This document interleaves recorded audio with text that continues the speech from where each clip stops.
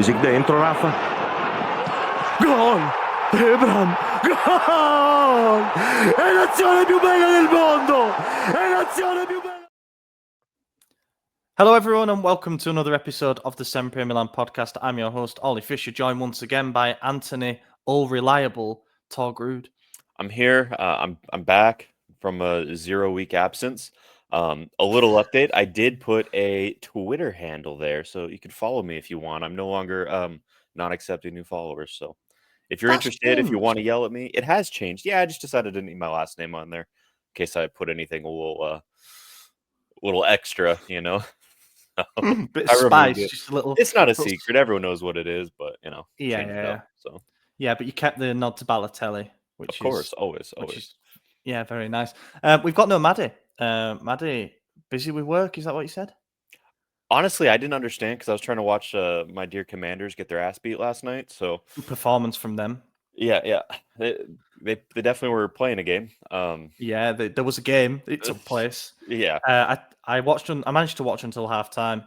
No, I didn't. I watched all of that one, and then I watched a bit of the Chiefs game. And I missed the good ending. One.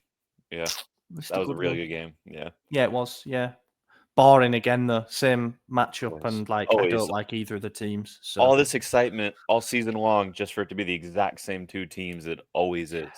I'm not always, but has been quite a few times. But yeah. Just hope Isaac's crying again in 2 weeks. That'd be nice. Yeah, anyway, before we dive into this week's episode, we've got to talk about Milan. And there's quite a lot to talk about. We got 2 games to recap, 2 games to preview. I'm going to say it now before we get to the Inter game. We are going to do a more in-depth preview of the Inter game on the Substack as a bonus podcast, mainly because it's such a big game. And when it's like the second of the previews that we've got to do, we just can't really do it justice because, you know, things can change in the game that happens in between. We may sign someone before the window ends. We don't know if Walker's going to start. So we just think it'd be better if we do that game more justice and a bonus pod on Friday. And we'll do a little bit of a state of the nation as well because it'll have been 1 month of Conceicao and we can say, you know, the second game in charge for him was the derby.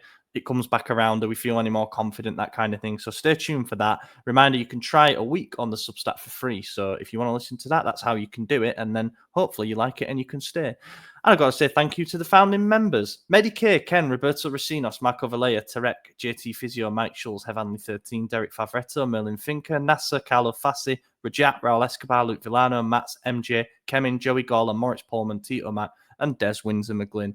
Really appreciate all of your support. The founding members stay strong. MJ's still there. feeling good about that. And last week, what you could have had on the Substack, and you can still have if you sign up, because obviously you get access to the back catalogue. Most recent thing that went out was from Isaac today. 40 million euros for Gimenez. Doable or fantasy? Obviously, he's the main striker link at the moment. He takes a deep dive into the finances of the operation, how it would impact the balance sheet. Can we afford it? Bringing forward an investment from the summer. What does that mean? That kind of thing. The pub chat that Stefano and Lorenzo did was all about the January transfer window, what we need, the current players that are linked, what the squad is so sorely lacking, whether the players that we're linked with would fix it. It's basically, you know, because we're doing so many games at the moment, we struggle to go through all the transfer rumours, quite frankly. So they've done a good job of recapping everything there. Speaking of transfers, the bonus pod that we did on Friday was a player profile on Kyle Walker. He's passed at Man City and in the Premier League, what he can bring to us, the terms of the deal, if we think it's a good signing, that's all there. And the newsletter as well, which includes the bulletin of all the latest news that you might have missed over the past week. And yeah, that's everything. Right, let's go. Start with Girona. Oh yeah, that's my job. Sorry. Girona. My Girona. So you do know that song? I said it last week, and did you? But I don't know who sings it. That's what. But it's a song. Yeah, we know it. The Knack. Yeah. Right. I couldn't have guessed that. I never would have guessed. No. I think there must be a one-hit wonder. We knew the mission going into this one: win the last 2 games in the Champions League, league phase, I guess it is, and first phase, and we would definitely be in the top 8 places. And winning this particular game, we knew that we'd probably jump into the top 8 for the first time. And we did. We won 1-0 and we jump up to 6th going into the final round, which we'll preview against Dinamo Zagreb on Wednesday. There's only one goal in it, which Rafael Leao got in, I think, the 37th minute, 36th minute, something like that. And I'll be honest, again, at full time, it's another game in the Champions League where I'm like, we're not going much further than this. Yeah. And people say, job well done, first clean sheet under Conceicao, which is obviously something you bank. That's good. But I wasn't convinced. No, I actually didn't feel safe in this game. Even after, like, I thought we should have scored a few earlier. I don't remember the exact chances, but I know we had the vast majority of the opportunity leading up to that goal. So the entire first half, really could have had a few early on. I think Leao's goal was incredible. Beautiful, beautiful shot. He, did his usual cut that he does, tricks him, and then he went near post on his left foot, and it was beautiful. I think everyone expected him to lay it off. I can't remember who was on the penalty spot area, but someone was there. Be it was Abraham starting or was it Morata? It was Morata. It was Morata. Okay. So it probably was Morata who was there, or it could have been Musa because he started at right wing. I can't remember, but someone was there, and they did it the first time they were in this position with the same play, and the layoff failed. So he took it himself this time, put it away. Beautiful shot. Really just leathered it, put a bunch of power behind it from pretty close range, and yeah, and then we turned off. It was odd, It wasn't like we were just playing defense. We weren't sitting back. We were still keeping the game fairly even, but we weren't doing anything with it. It seemed like we were content to just stay in the middle of the park. No one was getting into our zone. We weren't getting into theirs. They obviously did have a few moments of good momentum themselves, Girona, after the goal, and it definitely got scary for a bit. I can't remember. Did they immediately have an offside goal right after? I think they did. I think it was Brian Hill, right? Brian Hill had one in the second half. Cutting off the right with his left, and then yeah. Can't remember what. In fact, I could tell you what minute that was roughly. I will find out. That was just before the hour mark. Was okay. that Hill chance? And then VAR, and it was very marginal. It was about 2 inches, I reckon, at most, like the length of a big toe or whatever. It was unlucky for him because it was a gorgeous curling shot, and it once again exposed something that we've been worried about with Teo in recent weeks, and would continue to be worried about into the next game. This thing of like, it's so easy to counter on us at the moment because if we surrender the ball on our right side to their left side, there's always a really easy switch on through the middle of the park over to the right winger. And we've been undone by it so many times under Conceicao alone that I'm surprised that we haven't yet come up with an effective fix for it. But yeah, in this case, Hill receives the ball, cuts inside. It is a lovely goal. It's Maignan had a good game. He made a good save off Donny van de Beek, and he saved from, I can't remember. There was another save that he made where he kind of like bundled through on goal and he saved it with his legs at close range, but he couldn't get close to that one. It started way outside the post and bent back in. He made like 3 big saves, I think. I'm trying to find it. It says 4 saves, but it doesn't say how many were like big saves. 4 inside the box, 2 diving saves. And it says Girona had 3 big chances. So yeah, I mean, Maignan definitely kept us in it for sure. He was critical this time. Another person who we should probably talk about it, and more so for the upcoming game, the Parma game, at least in my opinion, but definitely the Girona game as well, is the man whose shirt I'm wearing today. Strahinja Pavlovic. He has come back, man. He started the season off very poorly and looked to be out the door, and then he got his chance, and he crushed it this game against Girona. He did fantastic. In fact, he was the highest rated defender on the entire pitch for both teams, with a 7.7. He had, let me go to his stats here. Don't need anything about shot accuracy because that doesn't matter. But 3 out of 3 tackles won, 5 clearances, 4 headed clearances, 2 interceptions, 13 defensive actions, 4 recoveries, 6 duels won, only 4 duels lost. So that's 3 ground duel, 3 aerial. And he only committed 3 fouls the whole time, and his first one came in the second half. So, I thought he was fantastic. He looked great, and good to see him coming back. Another thing we should point out, Emerson Royale subbed off in the second minute. Oh yeah, yeah. That's what I was going to mention was about how weird the start of the game was because that happened like I don't know, maybe 90 seconds into the game. It was kind of innocuous. He was just chasing a ball down his side, obviously, and then pulls up straight away. And you could tell it was a bad one because he was in a lot of pain and it was a non-contact. He'd done it as he sort of landed.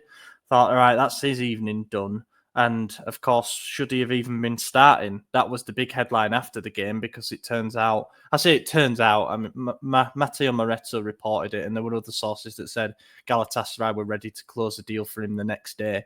My personal opinion is that I don't think we'll have started him if he was that close to leaving. I think there's a line where maybe you're getting ready to exchange the documents or whatever, and then you pull him from a game. But I don't think it can possibly have been so close as to be like, get your suitcases packed because tomorrow you're leaving. And that's why I think Conceicao was probably like, unless I get the directive from above, I'm going to presume he's my player. And he started him, but I just think it looks farcical when it all comes out after the game that he was probably going to move and that was going to help us out because it would free up a spot. And it doesn't look good. It just feels like anything that can go wrong on the transfer front will go wrong. We had the Okafor thing as well, and it's like, God, man, help us. We're cursed when it comes to exits. Yeah, he fired his agent, got a new one, so that tells you there's a bit more behind the scenes with that as well, because then the Milan admin put out the injured Noah tweet or whatever the fuck that was. That weird thing. Oh yeah, Noah way or something. Yeah, something very strange, very strange. So there's obviously issues going on with that we still don't understand. But with Emerson, my frustration with it is A, I never wanted to see him play to begin with, but B, it wasn't just Galatasaray who was interested. There was Everton, there was it West Ham or was it Brighton? There was another Premier League club. West Ham, I think. Yeah. There were multiple clubs interested that heavily linked. All the big names: Fabrizio, Di Marzio, Matteo Moretto. All the big guys had said like, okay, these clubs are interested.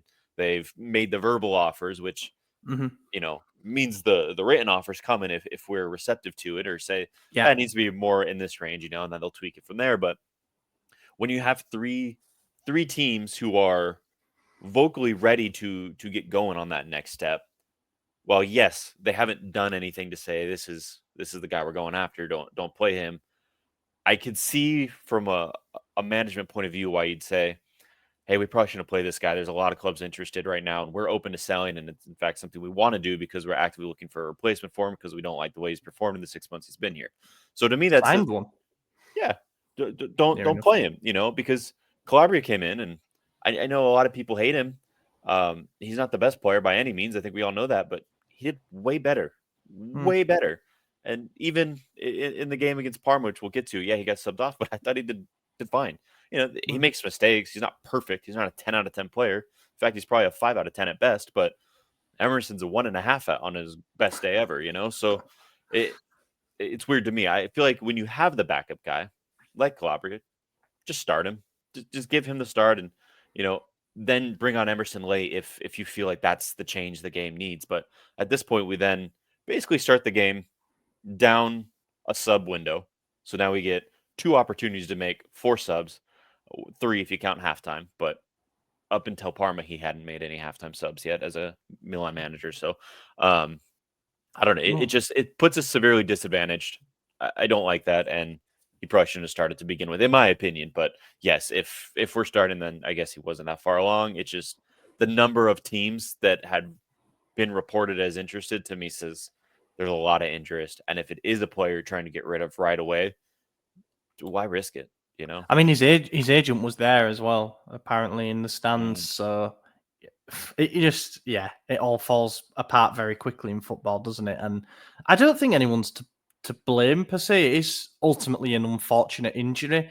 It's not like he's got himself banned or anything like that. It is still something that, it's his first one of the season as well, right? It's his first injury. So it's not like he's been injury prone with us. It's just one of those things. It's happened. And now, he's looking at 2 to 3 months out. I think it was, what did I say? It was Everton and Fulham. I thought it was West Ham. It was Everton and Fulham who were keen. And then obviously Galatasaray seemed to be the furthest ahead. And it was also reported that he was open to the idea of moving there. So, it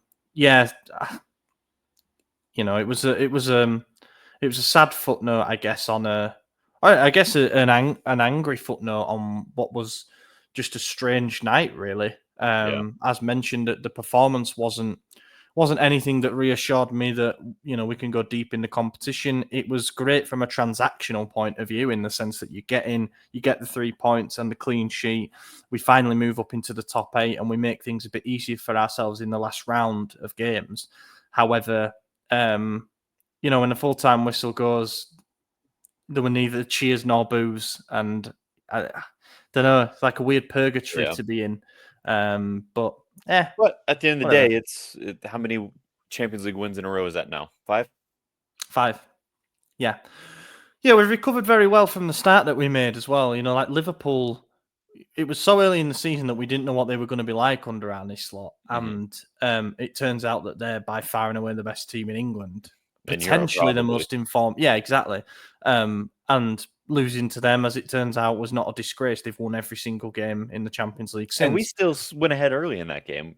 Pulisic scored in the 3rd minute. Yeah. So, I mean, we were in that game. Same with the Yeah. Leverkusen game. It's not like we got blown out of the water by either of them. Yeah, we lost 3-1 to Liverpool, but Yeah. they didn't destroy us by their standards. Inter also lost 1-0 to Leverkusen too, so it's like, it goes to show that they can beat good teams.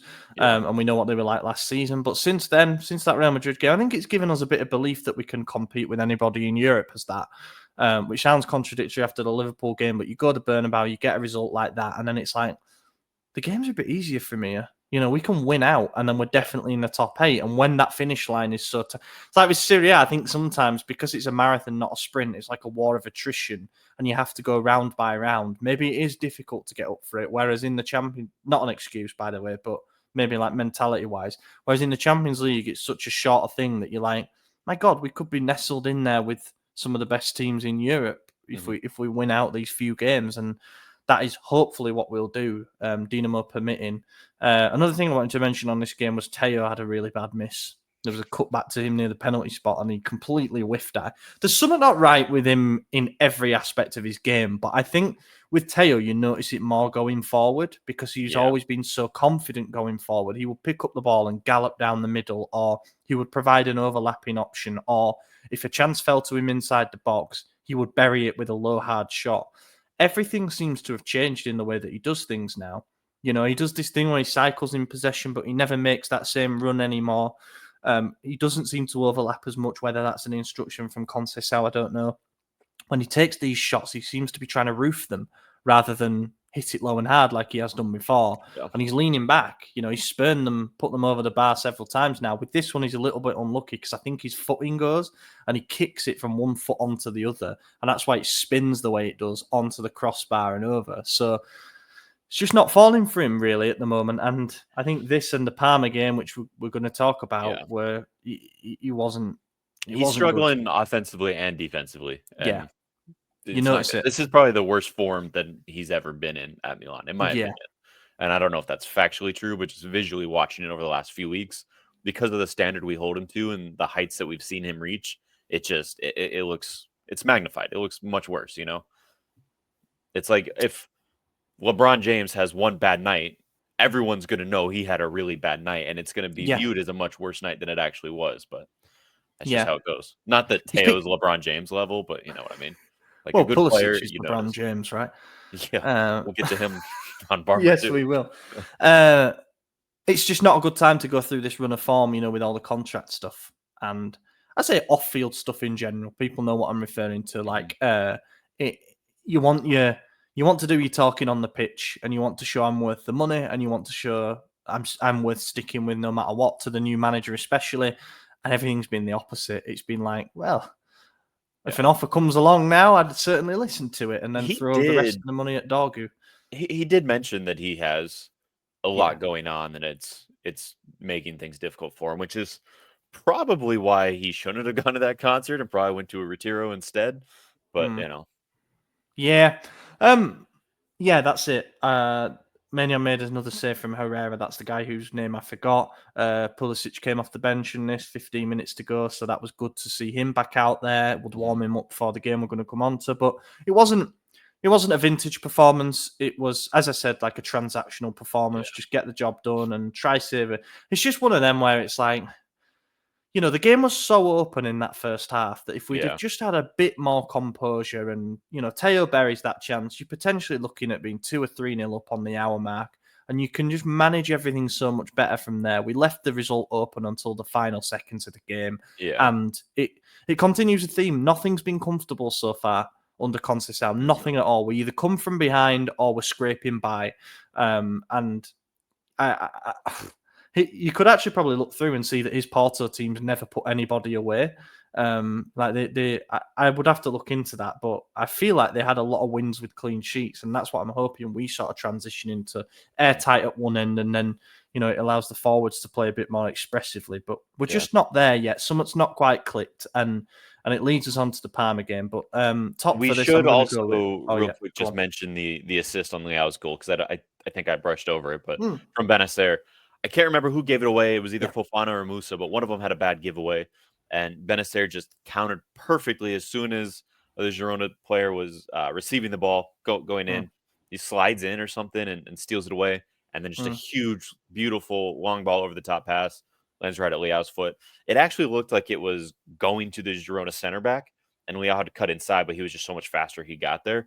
And then that's I when thought he he'd do it. I crossed. thought he'd overplayed that Leao. Like, it was there on his left foot. And I thought, normally, or I think in that MVP, the Scudetto winning season, he did not mind hitting it on his left foot at the near post. I remember him scoring that goal in the 4-0 over Napoli, where he just hit it across goal as hard as he could. I thought he cut inside. Obviously, he's on his favoured right, but the defenders read it already. But then for him to cut back and fire it in the way he did made it look very good. And yeah, brilliant work from Benacer. That was when it was literally a tennis match. It was just going backwards and forwards. And that's where I think Conceicao wants our strengths to be. We lose it quick, but we win it back quick. And then in our tactical analysis, we mentioned the 8-second rule, which is like a gegenpressing thing where the best time to score a goal is actually in the immediacy after you've won the ball back. You lose the ball, you get it back quickly, and then you score by moving it vertically because the other team don't have time to then respond to the fact. But anyway, nice goal. Man of the match was Leao for me because he was the match winner. Yeah, exactly that. You can make an argument for Mignon, and you wouldn't be wrong if you did. But at the end of the day, keeping goals out does not make you win. Doesn't give you points. You got to score a goal. So in a 1-0 game, you go Leao. Yeah, Mignon, good shout. And Pavlovic as well, I think. But, he's probably just half a mark less because for the first 20 minutes, he just chased the ball around. And we saw some of those familiar cracks in his positional play. But he would get better in the next game, shall we say. I was going to give a flop. Yeah. No, you're all right. Flop Morata because I totally forgot he was playing. Is it rude to say Emerson? Yeah, no, I think you can. Okay, well, one more for the end of the season. I have a hunch he's probably not going to play again. So clearly, I know didn't warm up correctly. That's what it made me think. Either he was like severely dehydrated and his muscles were tight, or he didn't stretch, or what. But because he just started running. It was the second minute, and it's odd. No, but also it's probably Morata, but the Discord keeps saying, if Emerson goes, who's Anthony going to pick for flop? So I'll give him one more since he probably doesn't play the rest of the season. And you can't do it for the next game. Yeah. This was fun. Yeah, I think fun is one way to put it. I won't lie, there was a moment where I almost cried. So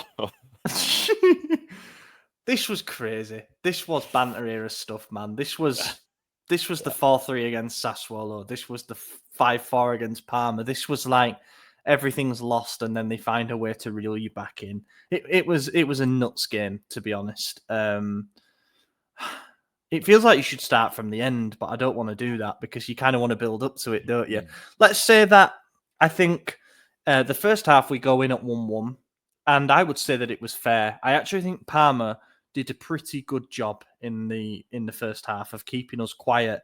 And there were times when they looked on top. If you tuned in and you didn't know who was the team in 15th and who was the team that was supposed to be in the top 4, like on paper, you probably say it was Parma. They kept the ball well. They played through the lines quite easily, which was worrying.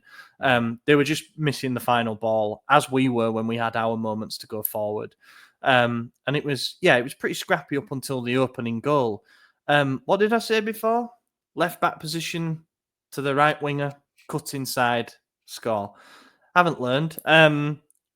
Spread ball out to the right wing where Cancellieri, who scored against us in the reverse fixture, second game of the season when they beat us. Teo slips as the ball goes across. Now, I think he'd have got there. It's quite difficult to tell, but he's going to cut it out and he slips. And yet that's not the end of it. It's not like he then ran through and scored. He had time to get up and recover and get himself back in position, which he did. And I think if you needed a particular incident, a particular goal conceded or sequence of events, whatever, where you look at a defense and say, that's not right. That's not how a proper cohesive defensive unit looks. It's that, because the slip out of the equation, which was still like loads of players were slipping. Why did that happen? I know it rained before the game and all that, but strange. But it's like Cancellieri, he's running at Teo, but then there's an overlapping runner who Teo doesn't know whether he should be going with him or not. And then Pavlovic doesn't know if Teo's going to go with the runner, so he doesn't know if to step up to challenge the shot from Cancellieri. In the end, they both get kind of stuck in between. And I think it's down to a lack of confidence, perhaps, from Teo not to step up and challenge the runner, a lack of understanding between the pair of them to know which one was going to step up and which was going to drop back. A lack of balance in transition, because ultimately we've been left 2-on-2 or 3-on-3, whatever, in the break again. Seems to happen time and time again. And I think it was a good shot, so I'm not going to put like a big portion of blame on him, but it's like Maignan didn't get anywhere near it either. Yeah. So I'm not putting any blame on Mignon for that. I think it was a difficult save to make. Maybe he could have been positioned closer to where it was going, but then maybe the shot would have been different, So that one's pretty difficult to me. Like, so the way it starts is Pulisic gives the ball away, right? We know that. Typically, that's who you say, all right, you kind of started this one. This is your fault. But because of Teo's slip, it almost negates all the blame from Pulisic, in my opinion. It's like, okay, yeah, you gave the ball away, but how many times does the ball get given away? The defenders have one job, and that's to stop an attack. They didn't do that. And you look at, you said, Teo slips. So he was in a position to intercept that ball. It was not a good pass. And Teo slips, he misses it. That sucks. It is what it is. We'll come to find out later that, like 5 or 6 players were slipping, and the commentators were saying it was like, oh, maybe they're the wrong studs. Well, guess what? You're at home. You should never have the wrong studs on your home field. You should know exactly what studs you need to be using. But he slipped. He gets the ball. He recovers, like you said, gets back in position. And when the winger cuts inside, Teo's body's sideways, because you're defending, you're waiting to see which way they're going to go. But he cuts inside, and he doesn't even react. He just keeps going. Not like he thought it was, I don't know, it was weird, almost like he thought he was going to cut back in again, try to like double take, but he didn't need to because he didn't react the first time. So, and I think if you react the first time and then he does cut back, he's not going to have the same clean shot, and Mike's going to be in a better position for it then. So, not that like I'm going to armchair coach or anything, because look, I'm not making a better footballing decision than Teo Hernandez. But watching it, you go, this is Teo's fault. And I do want to point out, because I'm going to say he was fantastic the rest of the game, Pavlovic could have got in front of it as well. He was pretty close to that. It's really hard to say like, you just get in front of the ball when it's being shot already, because it's not as easy to predict and time it. But he was close enough to it that I felt like he probably could have blocked it if he read it just a little bit better. But overall for me, that one's it's on Teo. You can't be giving that away. I'm going to show this for the screen. For those who are watching on video, it'll make sense. But this is the very moment where he shoots. And Teo is checking the runner on the overlap there. So that's why he starts drifting out towards his left side. Pavlovic doesn't know whether to step up. And then you've got, 2 men doing what they're supposed to be doing, Gabbia and Calabria on the right side there. But it is still ultimately a 5-on-4 that we've given away. From a position of our attack. And it's like we're back to the 5-0-5 thing, with a huge split in the team. Yeah, if you want to be really critical, you can say that in order for us to play Conceicao ball or whatever in the most effective way. We've got to have a good counter press, and Pulisic kind of lets his man away on the right side. But in that, it's like there's so many phases of play after that where we can make that not a dangerous opportunity. And it's like, how many fucking times are we going to allow that goal? Allow a team to play out from one corner of the pitch to the other, and a winger scores a goal that same way. Because it never seems to be that way for us. It never seems to be that. I know Leao scored the winner against Girona and stuff, but it feels like when we get the ball from one side to the left winger, they've got him successfully double teamed, or they're never outnumbered. And whether that's because teams play a deep block against us, I don't know. It's so frustrating. Like time and time again, and it happened in the first part of the season too. In fact, Parma scored a goal with a switch from the left to the right twice in the previous game where we lost against them. So we've not learned our lesson. We're still very, very vulnerable in transition, both vertically in terms of the space that we leave between the departments, but also horizontally. It seems like we can't shift across quickly enough to thwart danger. Then we equalised from the penalty spot. Before that, yes. Before that, Morata scored a goal that was offside. He was offside 4 times in that game, and that was his only shot the entire match, so it didn't count, which means he was our striker and played the entire game with 0 shots at all. Not even on target, just 0 shots. So wanted to point that out, give him a little hate. Mate, the offsides were... I think it'd be fair to say we lost our heads collectively in the chat, seeing that happen time and time again. Like, a good centre-forward knows when to time a run, but it's not even that. It's like, when it's happened once, you could say, all right, they stepped up there and they caught me. So you know for next time that to look out for that, if that's the way that a team's going to play. He kept being like a yard or two offside. They got more egregious each time. He was further offside every single time. It was like, you should be sitting back when you get called, not going more forward. It's ridiculous. And sometimes he didn't need to be offside for the goal because he got slipped through regardless. It was very, one very of them frustrating. would have been a penalty had he not been offside. And that one, he was only a hair offside, so it's not that big of a blame. But in the second half, remember, he had like that weird back heel thing that missed, but then Suzuki went through his ankles, and then now you're offside. Sorry, pal. But speaking of penalties, then after Suzuki made a very, very odd error, I guess, decision. I don't know how you would want to phrase it, because it's just not something you see that often at the top level. But it was it's not a clear shove in the back of Pavlovic. So he won the penalty to start. Pulisic took it. Thank God he's back, and we didn't have to see anyone else. You said in the chat, and I agree, that he took it very prime Zlatan. Low 11 on the back, power and bottom left. It's beautiful. So that's 12 out of 12. He's never missed one in his career. To the guy who said yes, he did that 1 week, I remind you that was in preseason. It does not count towards. Does not career. count. So he is perfect. You hear that? Perfect. I think Milan tweeted something along the lines of that, like still perfect Probably. from the spot or something. There's a great photo as well, which I'm going to display to camera, but the angle there is very, very cool. That's one he shared. But yeah, it was a great penalty. Low and hard. Keeper guesses the right way, obviously looking to atone for his error. One thing I'll say is that it was a very, very strange penalty to give away, because I don't think you see that situation very often. Normally now you see teams that really crowd the near post for a corner. Therefore, a keeper can get away with a push in the back because he's pushing the player into another player. The problem there is that there was nothing going on around them. So it was so obvious that he'd gone 2 hands into the back and then punched. His counter argument was that, I guess, first of all, that it happens a lot, which may well be true, but that he was going up like that, and it just don't wash, mate. Like, it's not, it was as clear as day. In his defense, it was a soft push, and Pavlovic made the most of it. But that's what you do. He gets there. If it's not the first soccer game either of them have played. They know that when there's contact in the box, you're going down. It doesn't matter. So if you provide that contact, you're going to get called. And that's what it is. So it doesn't matter how soft.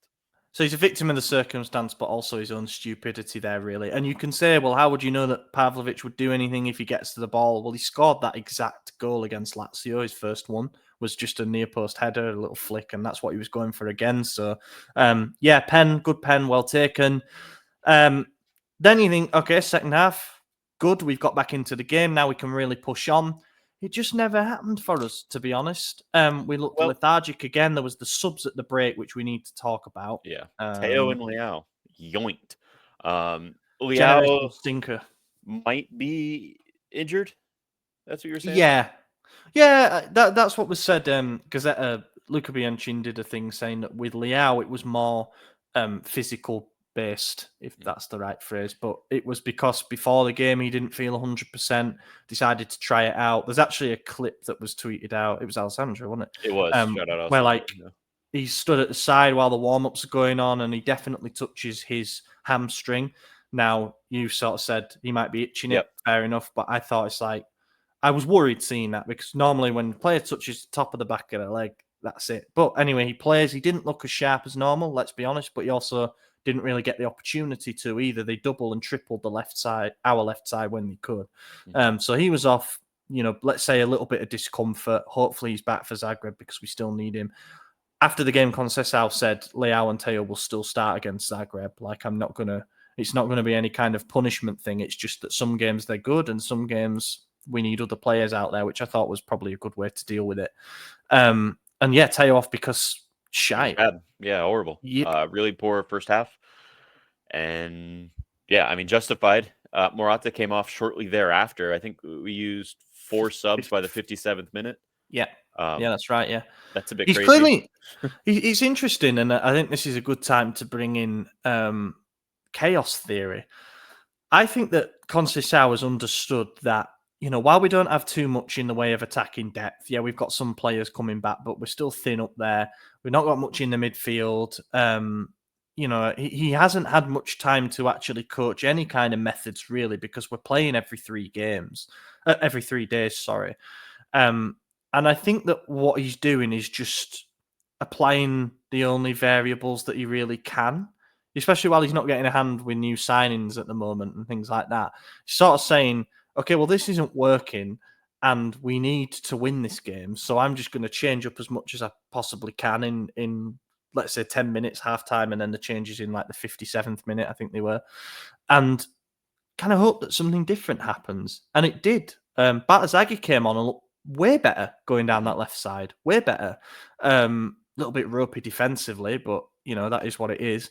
One thing that we've done in the past under Pioli and Fonseca as well is, Pioli was always locked in a substitution 60 minutes, no matter what. Conceicao never made a sub before the 60th minute, and most of the time it would be closer to the 70th. And a lot of times when we're struggling, we start making these, like you said, chaos changes, these panic subs, and then all of a sudden everyone wakes up. Oh no, we're running out of time. We don't have the time left. We got to get going now. We got to rush. And I'm wondering if by creating that urgency early, he's just giving them that extra 20 minutes of we got to get it done right now. Headcanon I just made up on the spot here, but I don't know. It makes sense to me in the moment. So maybe that's what it was.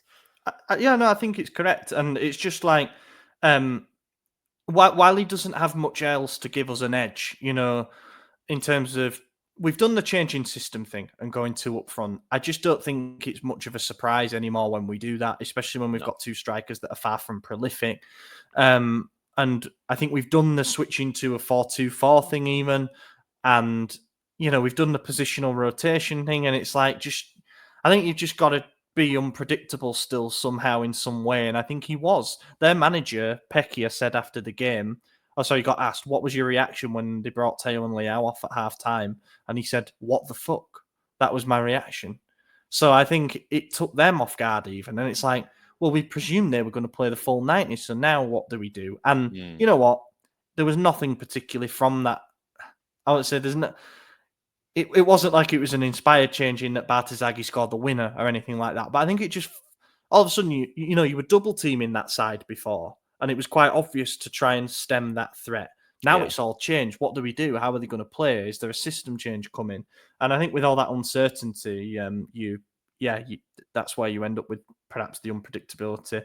Then we come to the 2-1 goal for Parma, which this was when I cried. Oh, really? Yeah. You'd feel like it was getting that way because obviously we're 1-1 at the break and you presume that we're going to take the front foot and push hard for the winning goal, which we need. And then with 10 minutes left on the clock, or I think it was just over 10 minutes left on the clock, the jeers had started to come. Every misplaced pass was getting, whistles from the crowd. We were overhitting crosses into Suzuki's hands. We were failing to show any real composure. Long shots were flying over the bar. There was nothing that suggested that we were going to break them down at all. You could even maybe say them going 2-1 up was kind of a blessing in a way, because again, it shuffled the pack and it was like, right, well, we might as well throw everyone and everything at it now. But yeah, when this goal went in, my God, it was like a funeral, deathly silent. You got to take the whole situation into context here, not just this game in isolation. You think, for me personally, it was a 6 a.m. wake up call for this game, so I knew already. I'm like, all right, early kickoff, these never go well. Pissy because I should be asleep. But then the season as a whole, we're struggling multiple times. We started this come from behind bullshit on week 1 against Torino. All the shit with Fonseca, Conceicao comes in. We have that highest high moment with the Super Cup. And then it's honestly back to kind of the shit since then. A little up and down. It was like the 4th week out of 6 consecutive where multiple teams above us had dropped points and we had an opportunity to come back and claw our way up, and we failed. And then this one, it's like, now we're not even going to get that 1 point over those teams. We're getting 0. And it was defeat, man. It was like, wow, we can't get it together. It doesn't matter who's the coach, who's playing, who we're up against. Just we can't get it together. And dude, it was like, what are we doing? Why do I try? It was like, yeah. It really hurt. That was a rough moment. And the goal wasn't even like they didn't do anything fantastic. It was chaos. It was scrambling. It was mistakes again. I think Gabia could have prevented it, but I'm not going to fault him because it was, again, chaos and scrambling. It was a deflection, or walk me through it. I can't remember. I remember. I'm literally, I'm just watching it it back on repeat here, so I'll try relay what's going on. Yeah. Obviously, they're on a break. Like we're pushing, we're getting bodies forward. You are, if you're not careful with the ball, you're going to give up the odd counter attack. But this is sort of where we're at here. Sorry for the reflection, but the ball's on with their left winger, and I would say the situation is still in hand. I don't think he's going to play that ball across because it's Calabria could just step up. Calabria was off. Musa was playing right back. Who am I looking at here then? Benacer. Benacer with the gloves. And then it's Gabia, basically, is what happens. So the ball goes inside, and it's a 1-2, a nice one with Kamara. And Gabia kind of stays ball watching, so he watches the ball and not the man when the man's making the run in behind. Then when he reacts to the fact that the pass has come through basically in front of him, it's too late and he's goal side. Then he's left with the choice, do I drag him down for a penalty, or do you hope that Maignan bails us out again as he had done? And from that situation, which I just showed you, you end up here. We're so fucking bad at the back. This is Parma, It's not like Liverpool have come to San Siro and done this to us like this they have was other a team teams. that quite literally went bankrupt and liquidated 5 years ago. And they're 2 points above the drop zone. When they played us and beat us, they went on a decent run, and I think they were sort of in the top 6 for a few weeks at the start of the season. Since then, it's just been a decline. They've won one in every few games to keep their heads above water, but they're on a slide. And we gave them big chances. To be in that position where you are, it's a 3 Parma players on 4 defenders. You've kind of got it in hand. There's no easy switch on or anything. You can just play it 1-on-1. To then be in a situation where a player is in behind in 3 yards of space just shows that, look at where everyone stood, man. How has that happened? And then Maignan does make the save. Yeah. And little bit fortuitous that the rebound falls to the only free man inside the box. But he slips over as he's finishing it. And then Gabia seems to slip over as he's trying to block it. So it was a real comical goal to concede. And you just think, that's our league season summed up in one. Yeah, and at that point, Parma was then going to do the double over us. Yeah, I don't know when the last time that happened was, but I guarantee neither of us were alive for it. That had to have been, well, maybe it might have been when they had Crespo. I don't know. But you just see the headlines there, and then don't you? Like nothing has changed. Missing another huge opportunity, and it's not just that. It's like all right, maybe we wouldn't have lost ground on certain teams because obviously Juve lost and then Lazio would go on to lose, although Fiorentina won. Bologna dropped point to Empoli, which was a bit of a surprise. But it's like the games that are to come in the next few weeks are pretty testing. You cannot afford to drop points. Knowing in we this just lost to Juventus, knowing we have Inter next, you think there's a real chance we're losing 3 straight in the league. And that's you can't allow a 9-point swing when you're already more than 9 points behind. It's just you die at that point. And the very next thing to happen was we turn it on a gear, and big man Pavlovich comes up, massive header into the back of the net. Everyone's screaming, celebrating. I'm thinking, grab the ball, let's go, let's get another one. Offside. And he was, to be fair, he was nearly a full body. Yeah. But those tears, man, if they were just kind of welling up after they conceded, when that goal got called off, slow drip. It was rough. And before we get into what happened next, I want to show something that our graphics guy did. These are the stats in the 91st minute. So we're losing 2-1. We have possession, but everything, big chances, total shots, shots on target, XG, they have more of them. We have more corners, and we have less cards. So this is the 91st minute. He made this because he thought the game's done. Then he changed it. He had to change it. He had to change it twice because obviously, 92nd and 95th. It's the first time in Serie A history that we have scored 2 goals after the 90th minute to come back and win a game. So that in itself is something. You know, we keep ticking off the records this season, and there's another one. I don't even really know what to say. Again, it just feeds into this chaos theory thing. But one thing I will say is, you know, we went more direct. We went pretty route one. We were looking for knockdowns and things. That Pavlovic's header comes. Pavlovic's header reminded me of Paletta's header in the 4-3 win over Sassuolo, the big towering nod into the far. But that being said, the goal to equalise was actually gorgeous. You know, Reinders is making, again, that diagonal run that we've seen Leao make, and Musa perfectly waits the pass down the channel. Now, it looks like an easy pass from the broadcast angle, but I'd encourage you to go and watch. Milan have posted it on the Instagram. It's like threading the needle or something. You see it from the angle behind the goal, and it goes with a nice bit of curl to ensure that Reinders gets it straight onto his right foot, and he just has to slot it near post.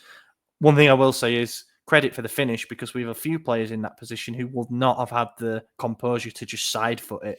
They'd have tried to hit it. Yeah, they'd have tried to hit it as hard as they could, and probably Suzuki saves it or whatever. But yeah, that goes in. He does his little shrug celebration, but then it's like, get back to the halfway line. There's still 4 minutes left here. I did think it would fizzle out from there. So did I. I thought I celebrated because, like, thank God we're not losing. But in my mind, I'm thinking only 1 point gained on Juve. We need more. Yeah. And we got more. Very, very strange how this comes about, because the angle didn't seem to be on for me, or like the ball wasn't on. You know, sometimes you see the cross to the far post and you think, yeah, if they win this, this is danger. But he just kind of slings it into any area. I get it. There was like 90 seconds left on the clock. Just hangs up this cross. Pavlovic goes up and you realise that he's going to win it.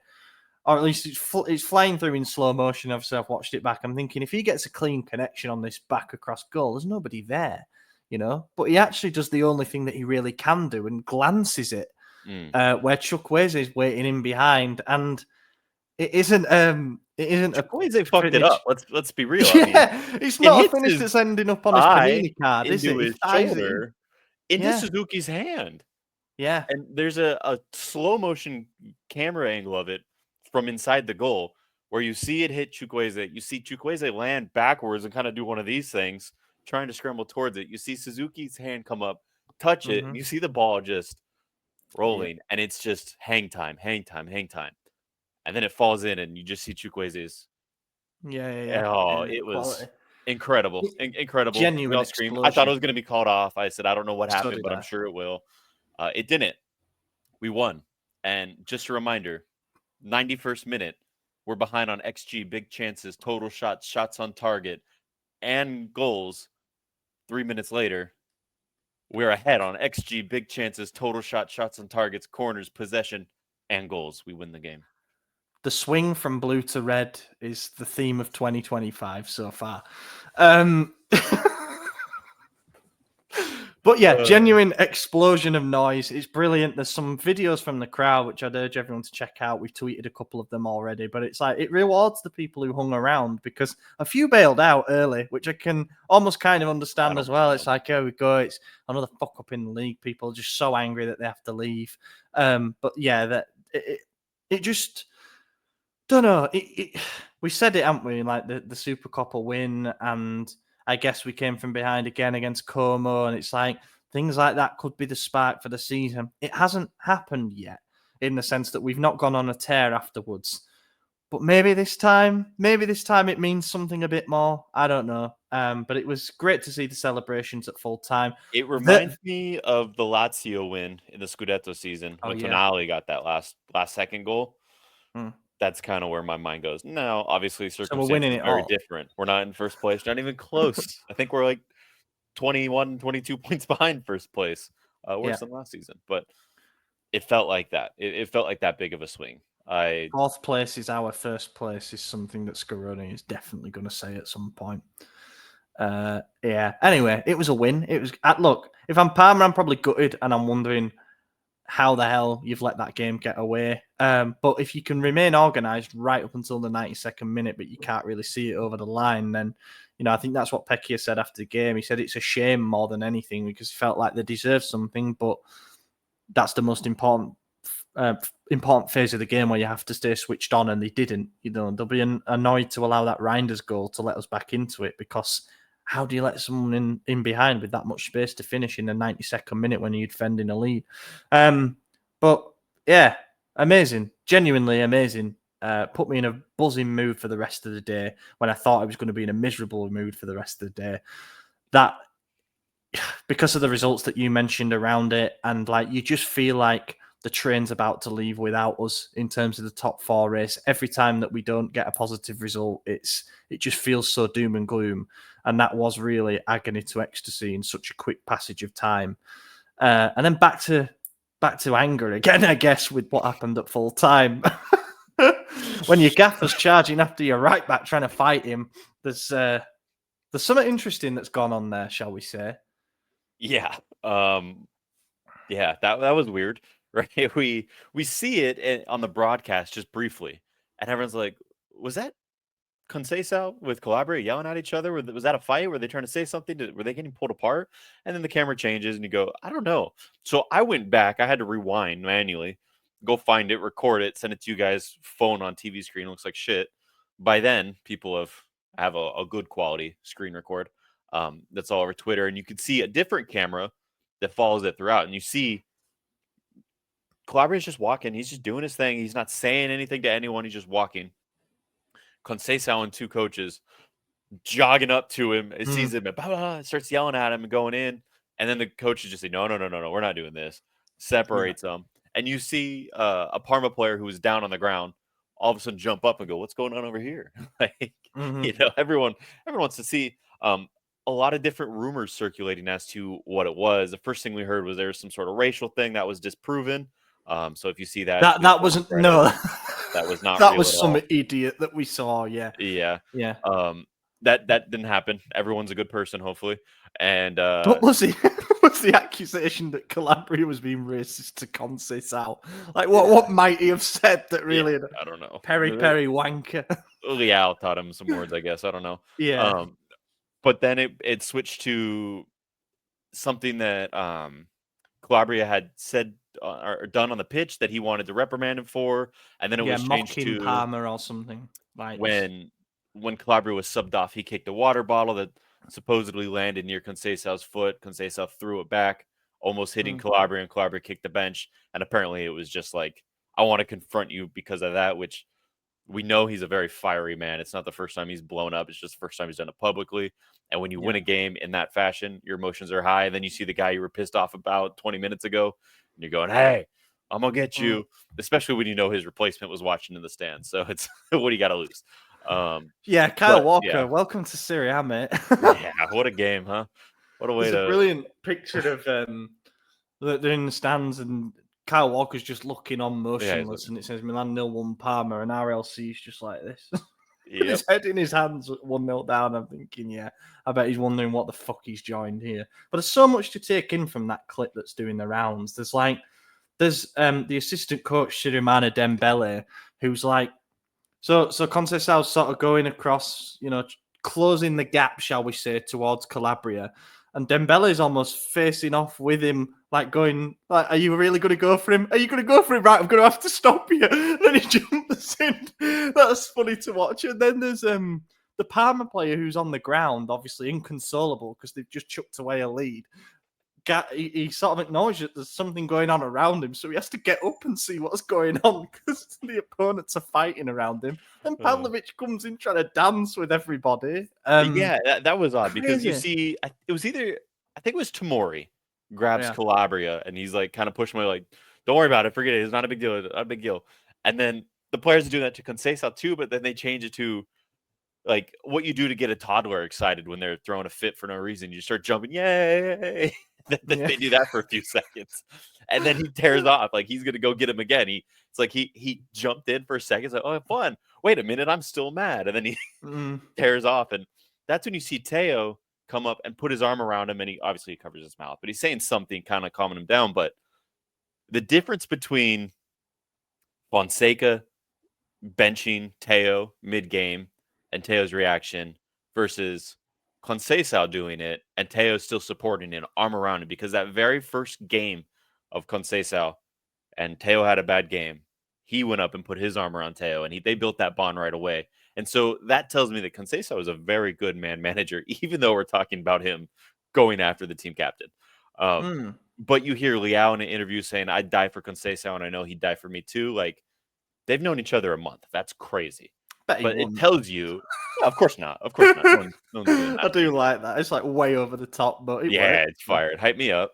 But it shows the difference, how the players are responding to it, and how you see the flirting versus harassment memes from a couple years ago, and it's like Teo and Leao benched under Fonseca, Teo and Leao benched under Conceicao. Crack me up. Yeah. Look, I know we've just laughed about it, and we've won, right? So the headline is the dramatic comeback and a little bit more fireworks at the end rather than it dominating as it would do if it hadn't been a good result. I do agree with what Fabio Capello said in that you don't want to see that kind of thing spill over on the field. I agree that it should have been settled in dressing room because I don't think it's a brilliant look. But if you ever wanted to, like if you were... You looked at Pioli sometimes in his body language on the sidelines and you wondered. And you looked at Fonseca and thought, don't know if he has the fire inside. You can't doubt it with him, can you? You just see how much it means, everything. And he doesn't let anything go. He remembers everything. And, even when the mood should be celebration, he wants to make sure that everything's dealt with. Unfortunately, that means he's gone and confronted who is officially still the club captain in paper, but not wearing the armband anymore. Look, it spilled over, and I'm glad Sky saying that Ibra kind of mediated things back in the dressing room, and he was the one who said, you both have to go and speak to the cameras now to explain what happened. And I think that's why they came up with it was an on-field thing. It was a misunderstanding, but now everything's fine. Whether this concert thing really did piss him off and then the reaction from the substitution and it all just kind of built up and he was like at full time, actually, don't you dare walk away from me. Fuck you. I'm going to have it out with you. But I don't think we'll ever know. And that's the beauty of internal football dynamics, I guess. I don't really want to know. I'm not that bothered. As long as it's now settled, which they both say it is. They've both shown that there's passion, there's fire in there and that they're willing to fight. And I'm trying to take the positives from it, but I just agree with the overall sentiment that you'd rather not see that on the field. 3 points, 3 goals, bit of drama, fisticuffs, all good. And a Scaroni interview before the game, which always goes down well. That gets the fans on side. So top for this, probably the most convincing top of the season for me, because nobody scored a hat-trick yet or anything. Pavlovic. Unreal. Genuinely unreal. A penalty won. A goal called off. Brilliant header though still. An assist for the winning goal. For the winning goal. I've got more stats on the line as well. Oh yeah. which show that he wasn't. Have you got them there? Yeah, a blocked Go for shot. it. He had. Sorry, those were just the offensive ones, but I don't know why blocked 2 shot key is considered passes. tag. He actually completed 2 out of 2 dribbles. Mhm. 60. He had 92% pass completion on 66 passes. 10 out of 12 passes into the final third completed. So he was Yeah. quite important in the build-up, driving play forward. 8 out of 9 ground duels won. 3 tackles, 2 clearances. If you look at his heat map, he's all over the left side, which I think was when we put them under siege in the second half a little bit. And 7. This is important. This is the stat that I'd highlight above all else because we know how Conceicao wants to play and we know the importance of the press and the counter press. 7 recoveries in Parma's half. So he's willing to step up the line and get the ball back quickly. And that's why I wonder if we said it all along. I thought Pavlovic might be the kind of centre-back that Conceicao would like. There's a lot to work on there, and I still think there is. There's shaky Yeah, he's positioning. raw. He's still raw. He's very raw. That's the way to say He's it. 23. But the He's young. foundations are there for him to be an X factor defender. Yeah. You know. Fatmov also says he had a last man tackle, which is nice. That means he, did it on his own. There's no other choice. And he did. I remember it was like he wrapped around the front and side of him, of the attacker, the winger, to get that ball. And if you don't touch him right there, that's a penalty. If you don't get the ball, it's a penalty. But it was so he convincing, to wasn't it? perfection. The ball there was no doubt where it was. There was no protest from any of the players. The referee didn't blow his whistle. No one did anything. They just continued to play. Everyone knew it was perfect. Yeah. And it's rare that you pick a defender, a center back, as your top of a match that you concede 2 goals in. But he genuinely was that good. Without him there, maybe we lose this 5 goals. He was that big. Better than Mignon, better than any of the goal scorers, better than any of the assisters, except for him because he was one of them. But yeah, Pavlovic deserves all the credit in the world because he's had not a good season and he's finally coming into his own here. So props to him. Yeah. And also he gave the interview after the game because there's been a lot of links with Stuttgart and I think Leicester in the Premier League about a potential exit.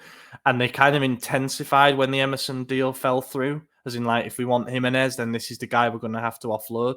But he said, I acknowledge there's been some rumours around me, but I'm clear I want to stay and I'll fight every minute for this shirt. Obviously, you love to hear stuff like that, but I genuinely believe it when he says it because he's a proper warrior. The heat map that I was referring to, I mean, that is crazy for a centre-back, but it just shows how aggressive he was to be playing nearly on the halfway line. It shows he was covering for all of Teo's inefficiencies. Well, there's that too. Yeah. We're on an hour already, by the way. I've just seen. Yeah, we got a lot to go. We do. Flop, I'd probably give it to Teo. Yeah. Agreed. He's yoinked at halftime. Yeah, not much else to say. Fofana, maybe. He's booked. Misses the derby. It was an annoying foul, that one. But the ref was a bit annoying as well, I'll say. Just a bit annoying with the yellow cards a little bit. I just couldn't wait to give it. That was the impression that I got. Because Fofana, I think it probably is a yellow. We'd want it given the other way around because he stops a counter attack, but not by a late challenge with his legs that he gets wrong. It's just a little, drag back. But the problem is then that he goes up to the ref and he's like, sorry. And then I think the ref's like, oh shit, yeah, you're a yellow away. There you go. And I don't like that, but you run the risk by playing him. You see how players react when they commit a foul, and it's either like, I'm sorry, and then that's an admission of guilt. So then they go, yeah, I guess I do got to book you. You're right, you did do it. Or they play stupid, and then they try to walk away, and the ref's like, don't pretend like you didn't do anything. Here's your card. There's no winning. So yeah, you're right. Just don't commit fouls. A thing as well for the people who were sort of saying, you shouldn't be playing him in that game. It's before the derby.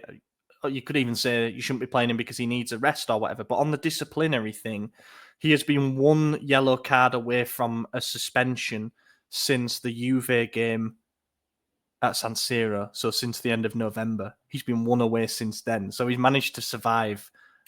However, I'll tell you how many games he went without a yellow card.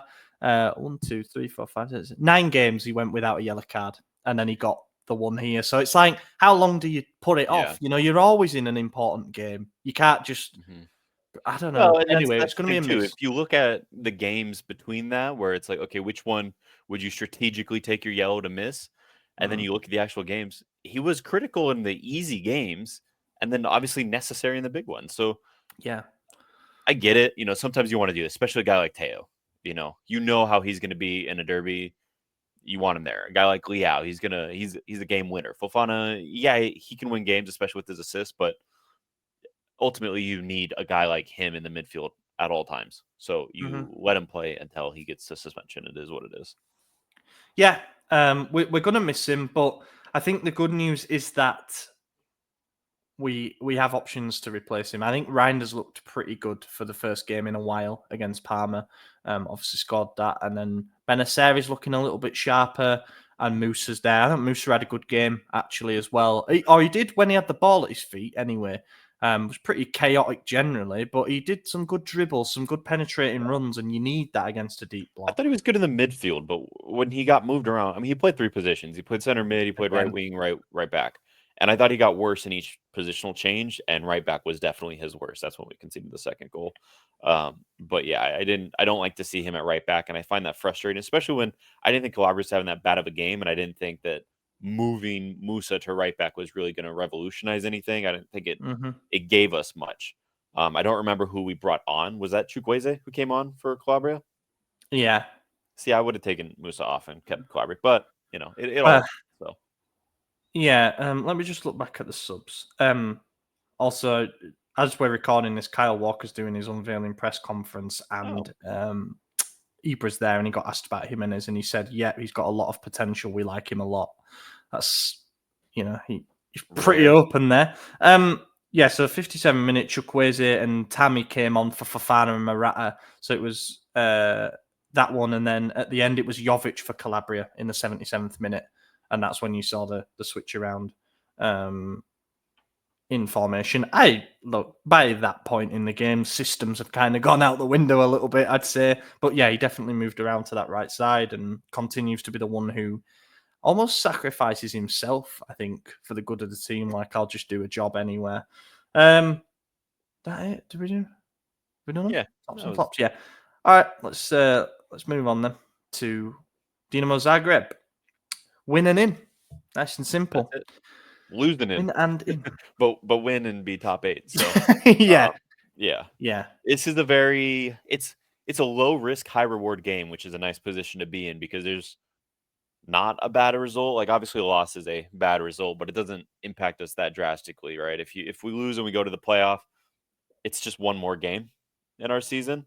And you could argue the more games the better because we need to get our shit together.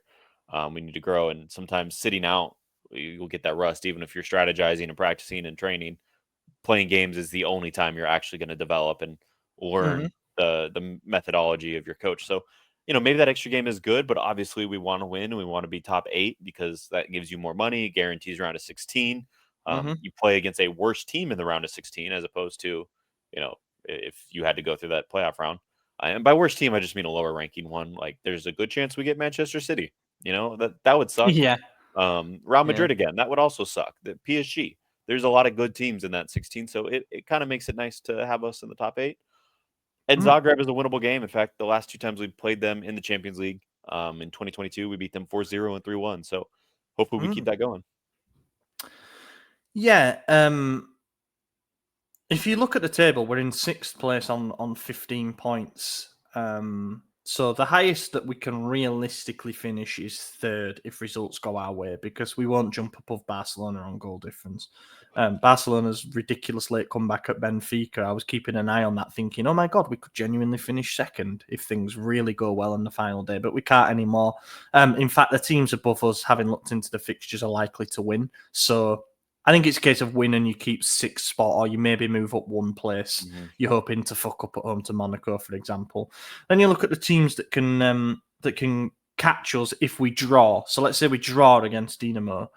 In terms of points, you've got Aston Villa could catch us, and their game is against Celtic, so they should probably win that one at home. Monaco are playing Inter. I'd make Inter favourites, so that'll be tough. Yeah. Then Lille Feyenoord, and those two are 11th and 12th, so they can't both catch us.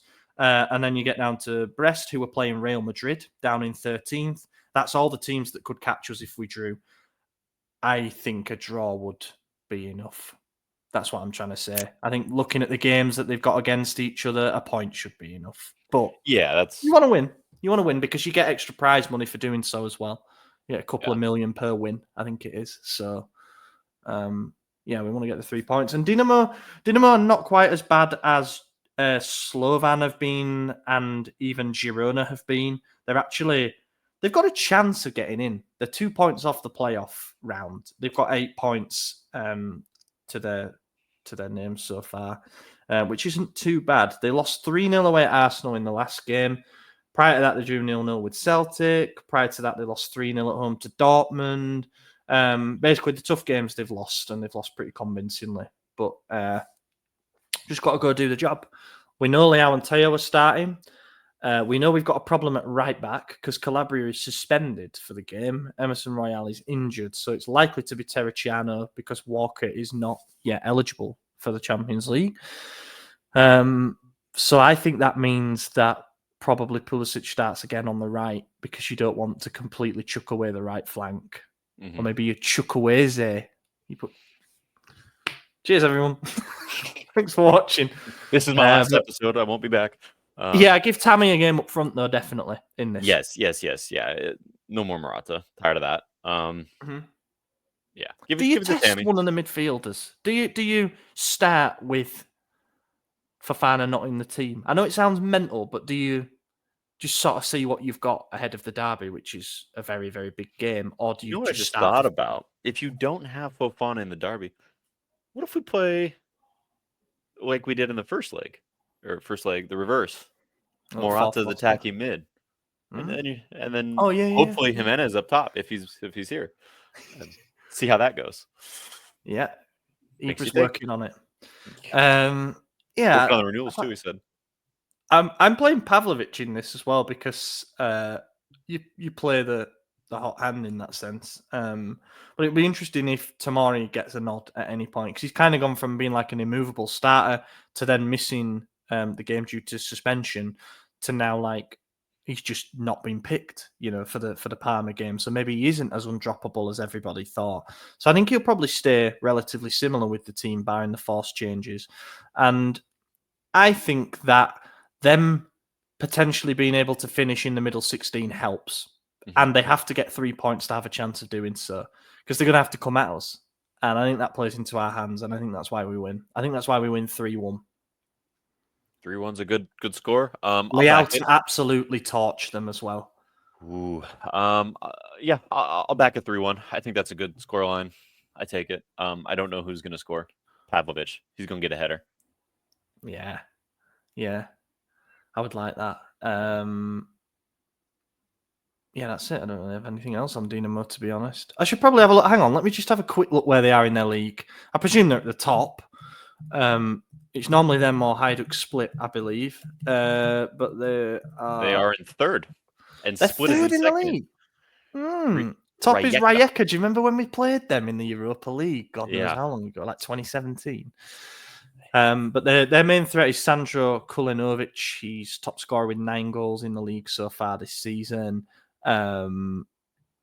They've only won 9 of 19 games in the league, which seems strange for a team that I guess would be the powerhouse in their division. But it can happen, sort of like Man City in the Premier League.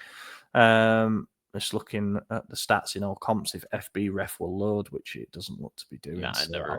I'll just abandon that. Let's quickly talk about Inter then. Okay. We'll do as I said, bonus pod. We will do a more in-depth preview in it on this particular game because we don't know what's going to happen Wednesday in terms of selection. Don't know what might happen in terms of injuries, new signings, all that stuff. How are you feeling? Good. They're shite. Yeah. No. Look, we've done the double over them already this season. What's the triple? You've got to leave a few crumbs, haven't you, for the peasants to play with. They're going to beat us, unfortunately. No, Hakan's still out, so that's good. Always good to see him out, whether he's going to play or not. It's just nice seeing him hurt. Well said. We're probably not going to win, to be completely honest. obviously they beat us 6 in a row. I don't see a world where we get anywhere close to that kind of a streak against them. They are still the best team in Italy right now.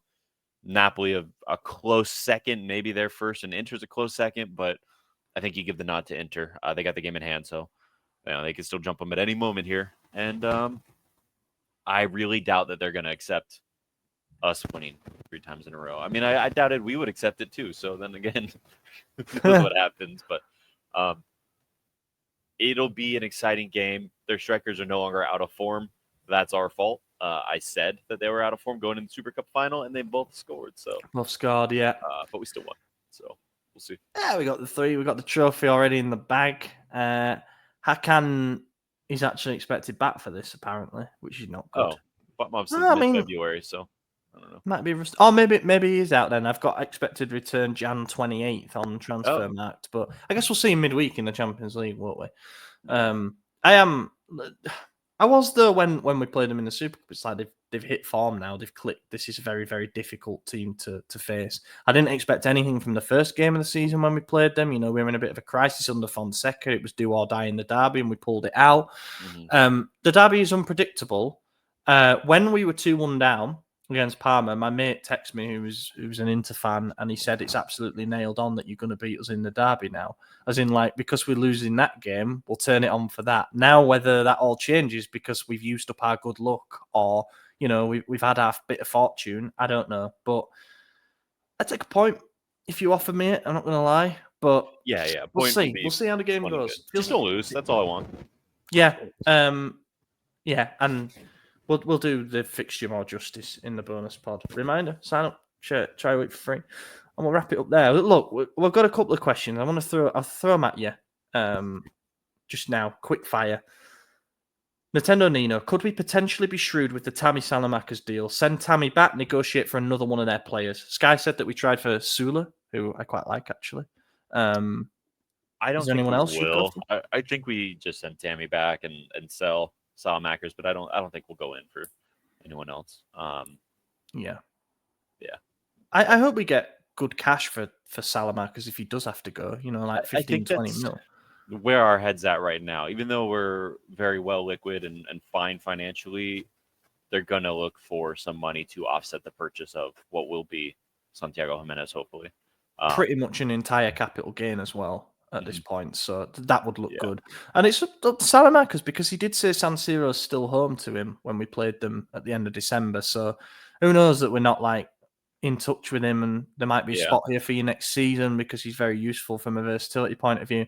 But I think the most likely scenario is that we just sell him, and then with Tammy, it's a totally separate deal. He either turns it on in the second half of the season and we want to keep him, or we don't. We're looking for another striker, be it Gimenez or whomever, and Salamakers gets sold for whatever we agree to be a fair fee. I don't think anyone comes the other way. There was talk of Cristante as well, but that doesn't inspire me an awful lot. Nor does anybody else. Maybe Zalewski as a backup left back, but second one and the final one, and then I will wrap it up. JT Physio, what do you think of the odds of Emerson Royale getting the Ballatore/Origi treatment and being iced out of the squad? High, moderate, or low? High. I think he already was. He was out. He was literally a foot out the door on Tuesday, and now he's hurt. And they say 8-week recovery. That puts him towards the end of March, maybe the beginning of April. There's not much season left at that point. As 8 well. to 12. So if it's 12, then that's the rest of the season. 12. If it's 8, I don't see him coming back and starting. Not over Kyle Walker, especially if he does decent. I don't see a world where he plays for us again. Hopefully. And yeah, so he probably does get frozen out. I mean, we should talk about Ballatore getting released and then picked up by Lahar. Yeah. So great servant to the club. I remember he's a winner at Empoli away in the last minute. It was critical. He won us a Scudetto. Actually was, yeah. Great man. Good luck with your new club, Fode, if you're listening. I'm sure you are. I saw Emerson was live streaming himself playing FIFA during our match instead of watching it. And he had 57 viewers in that live stream. Are you joking? No, I'm being dead serious. That's the exact number. That's bad. That's like a fuck you, though, isn't it? Yeah. I think. Well, he was talking shit on Instagram about all the Kyle Walker links, too. He was like commenting under the post they were saying like Kyle Walker is agreed. Yeah, there were a Have I few. missed this? I don't know. It was all last week, and then he hurt Right, himself. he's getting frozen out. I think we're not going to name him in the squad then for the second half of the season. I think that's a genuine possibility. You take the rest of the season to recover Emerson, and then we'll get them transfer talks fired up again come the summer. This is our longest episode ever? No, surely not. Maybe not, no. I'll look into it, but thank you if you stayed with us for an hour. If you want to do talking points, I got nothing else today. What have we got talking points wise? Santi? Anything about him? I was kind of hoping that we'd be able to do a bonus on him because he was on his way in and all that, but I don't know. It seems to be a slow one. This bit of a slow burner. So here's my worry, because I know that the rumor was that they want to keep him for Wednesday against Lille. Makes perfect sense. Yeah. I get that. But what if he gets hurt like Emerson did? Like, that's scary. That scares me. So I don't want that. I do think the memes that I'm seeing about Pulisic on the first day that Gimenez arrives and all that, those are hilarious. They're killing me. But yeah, I like Gimenez. I really like him. I think he'll be good. And I think the price is probably perfect for what he's worth. You know, I don't think he's a world beater. I don't think he'll become the greatest striker to ever live or anything like that. But I do think he'll give us a much needed boost. He's a young striker with potential. He's still on the up. And if Camarda comes good next season as well, then we're feeling looking pretty good. Much better. Yeah, much healthier. I think the whole thing about Jovic being agreed to go to Monza as well. I know he's had a bit part role, but he's actually come on in recent games, so maybe that implies that it is all a bit closer than you think because you're lining up parallel moves there. I've been vocal on him many times about how much I like Gimenez, more so than some of the other names linked, and obviously I'm excited that it's got to a point where we seem to be really trying for him and submitting bids and everything. I think Feyenoord are going to play hardball big time, and they're going to hang on as much as they can. Also, I understand them wanting him for that game on Wednesday because a goal could be worth €2 million for them. Like, you know, that maybe more if it leads to direct qualification or whatever. I understand it. Like, they want to get that last bit out of him before he potentially does make that step up, which he seems to want. He seems to want to join us, which is a common theme throughout all these negotiations. I hope that we get it done. I do think that our negotiating style for these kind of transfers is a little bit weird in the sense that, like, a club names their price and says, we ain't letting him go in January unless it's for that. And then we're going in with a bid below 30 million, including bonuses. It's like, that ain't going to get it done. And then I just offer the 40 and say it's 30 plus 5 mil easy bonuses and 5 mil more difficult bonuses, which if we achieve them, then it's good for us as well because it means he's done well. I think you could also tell them, like, this is what we'll pay you to get him right now. If you want him for Wednesday, then it's going to be 3 mil less. But if you want that, sign it. This deal is concluded Thursday at this rate. That way they can't go back on it, you know? Because you're right. If he scores a game winner, they qualify to the next round. The money they're going to make from that is more than the 2-3 mil that we would offer less, you know?